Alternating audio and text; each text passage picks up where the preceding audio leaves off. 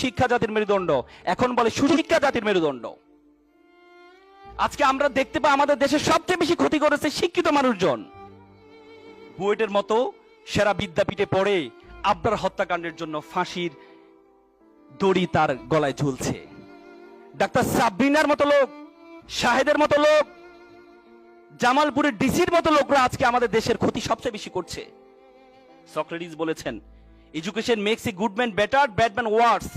শিক্ষা ভালো মানুষকে ভালো করে, খারাপ মানুষকে আরো খারাপ করে। তো সুতরাং শিক্ষিত হলে হবে না, শিক্ষার সাথে তোমার নৈতিকতা লাগবেই। The father of nation of India Mahatma Gandhi বলেছেন, দেয়ার আর 7 things উইল ডেস্ট্রয় আস। 7টি জিনিস আমাদের ধ্বংস করছে, তার মধ্যে একটি হচ্ছে এডুকেশন উইদাউট ক্যারেক্টার, চরিত্রবিহীন শিক্ষা। এই চরিত্রবিহীন শিক্ষা আমাদের সবচেয়ে বেশি ক্ষতি করছে। আজকে তোমাদেরকে চরিত্র শুধু শিক্ষিত হলে হবে না, শিক্ষার পাশাপাশি মোরালিটি, নৈতিকতা, character you have to make sure. যদি সেটি না হয় তাহলে তোমরা আমাদের দেশ ধ্বংসের দিকে চলে যাবে। চীনের গ্রেট ওয়াল, 7ম আশ্চর্যের একটি গ্রেট ওয়াল, নাম শুনেছো তোমরা? দেখেছো মনে হয়, ঠিক না? ইউটিউবে দেখেছো। গ্রেট ওয়াল যখন চীন তৈরি করছিল, তাদের উদ্দেশ্য ছিল এমন একটি গ্রেট ওয়াল তৈরি করবে যেন এই ওয়ালটি টপকিয়ে যেন বহির আক্রান্ত তারা না হয়। দেখা গিয়েছে চীন যে গ্রেট ওয়াল তৈরি করেছে, সেই গ্রেট ওয়াল তৈরির 100 বছরের মধ্যে চীন 3বার আক্রান্ত হয়েছে।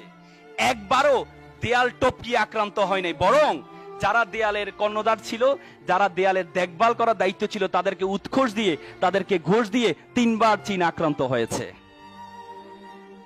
চীন তার দেশকে রক্ষা করার জন্য উঁচু দেয়াল তৈরি করেছে, কিন্তু এই দেয়ালকে রক্ষা করার জন্য যারা দেখভাল করবে তাদের চরিত্র গঠনের জন্য কোনো উদ্যোগ গ্রহণ করেননি। This is alarming for our society.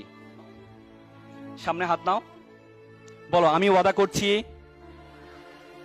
আমি ওয়াদা করছি খারাপ কিছু দেখব না, খারাপ কিছু বলবো না, খারাপ কিছু শুনবো না। যে মুখে ডাকি মা, সে মুখে মাদক না। মানুষের মতো মানুষ হব, পিতামাতাকে শ্রদ্ধা করব,